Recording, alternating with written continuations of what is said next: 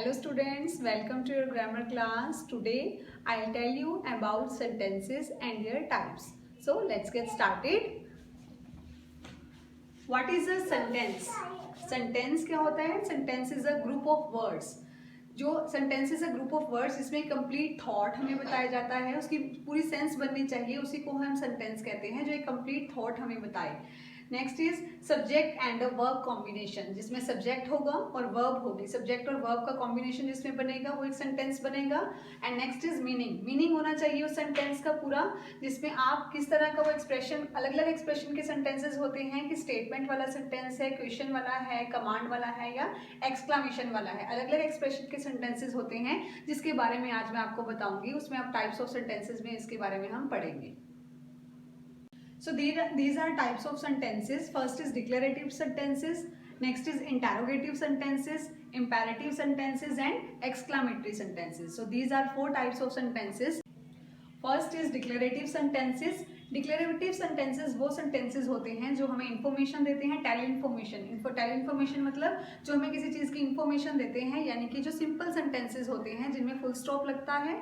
इनको assertive sentences भी कहते हैं, जो सिर्फ हमें किसी चीज़ के बारे में इंफॉर्मेशन देते हैं. For examples, a dog is man's best friend. A dog is man's best friend में क्या सिंपल सेंटेंस है, फुल स्टॉप आ रहा है, सिर्फ हमें एक इन्फॉर्मेशन बता रहे हैं कि जो डॉग है वो मैन का बेस्ट फ्रेंड है. The sandwich is very tasty. Sandwich कैसा है, टेस्टी है. यहाँ पर सैंडविच के टेस्ट के बारे में हमें बता रहे हैं इन्फॉर्मेशन. सिंपल सेंटेंस है, डिक्लेरेटिव सेंटेंस है. She is a beautiful girl. उसकी गर्ल की ब्यूटी को हम डिफाइन कर रहे हैं, उसके बारे में इंफॉर्मेशन है, सिंपल सेंटेंस है. So that is declarative sentence.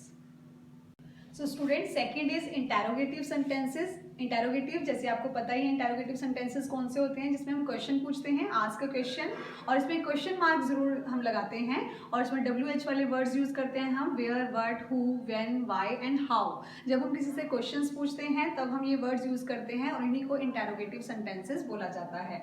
For examples, who are you, question mark आ गया, आप कौन हो, हम क्वेश्चन पूछ रहे हैं. So these are interrogative sentences. Where is my book, how are you and will you be my friend. So these are interrogative sentences. And the third is imperative sentences. Imperative sentences में हम full stop लगाते हैं. Exclamation sign बहुत rare chance होते हैं जब हम forcefully किसी sentence का use करते हैं.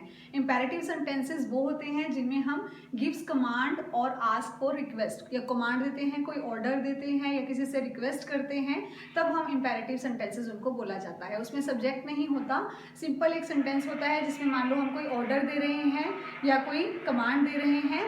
जैसे for examples, put the key in the drawer, कि ड्रॉर में की रखो, की को ड्रॉर में रखो. ये हम ऑर्डर दे रहे हैं किसी को, तो ये क्या हो गया, इंपेरेटिव सेंटेंस हो गया. वेट फॉर मी, मेरे लिए वेट करो. Please leave you footwear outside. ये भी हम किसी को ऑर्डर दे रहे हैं, कमांड दे रहे हैं, या किसी से कोई रिक्वेस्ट करते हैं, जब हम किसी से हेल्प मांगते हैं तब हम ये इंपेरेटिव सेंटेंस, उसको हम इंपेरेटिव सेंटेंस जो है बोलते हैं.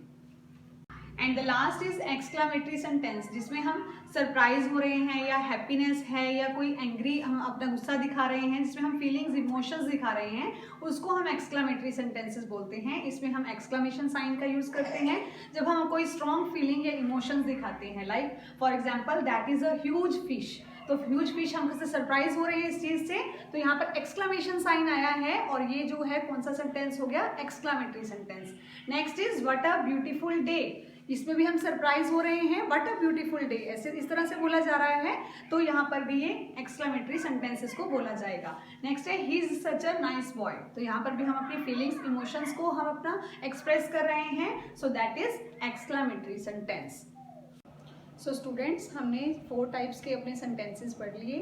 तो अब मैं आपको बताऊंगी कि अफर्मेटिव सेंटेंसेस से नेगेटिव सेंटेंसेस कैसे बनते हैं, और फिर उससे इंटेरोगेटिव सेंटेंसेस हम कैसे बना सकते हैं. सो जैसा कि हम देख रहे हैं यहाँ पर example, Dhoni is a great player. This is affirmative sentence, क्योंकि सिंपल सेंटेंस है, ये अफर्मेटिव सेंटेंस है, फुल स्टॉप वाला सेंटेंस है.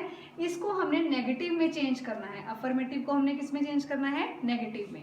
तो जब भी अफर्मेटिव को नेगेटिव में चेंज करते हैं तो आपने नोट वर्ड यूज करना है आफ्टर हेल्पिंग वर्ब. जैसे धोनी इज क्या है, आपके वर्ब है, तो इसके बाद आपने नोट लगाया. Dhoni is not a great player. Affirmative से नेगेटिव बनाने के लिए हमने नोट लगा दिया.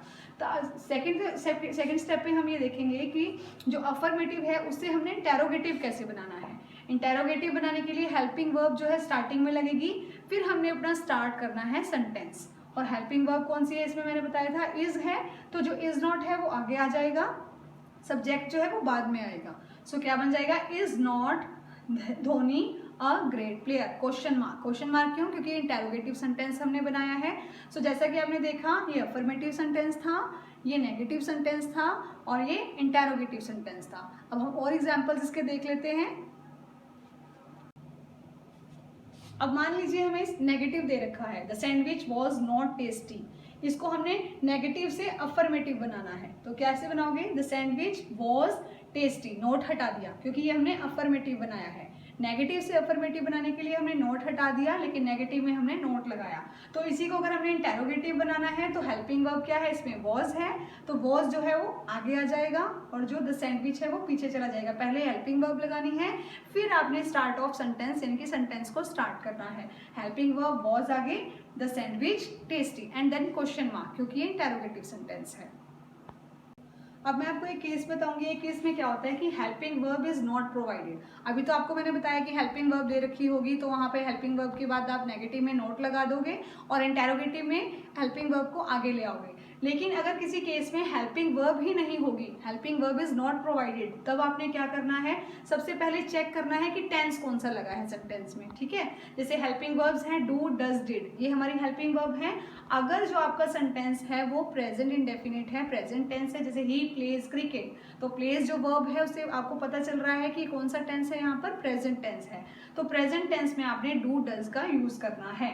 और ही कौन सा पर्सन है, थर्ड पर्सन है, मैंने बता रखा है आपको, पहले 7th क्लास में आपने पढ़ा है कि जो ही थर्ड पर्सन सिंगुलर होता है तो वहां पर आपने डज लगाया, नेगेटिव बनाने के लिए नोट लगाया, प्ले लगा और क्रिकेट लगा, he does not play cricket. तो इस तरह से ये सेंटेंस बन गया। सो स्टूडेंट्स, आई होप कि आपको ये टॉपिक समझ में आ गए होंगे। अगर आपका कोई भी डाउट है तो आप मुझे कॉल करके पूछ सकते हैं। Thank you so much, bye bye.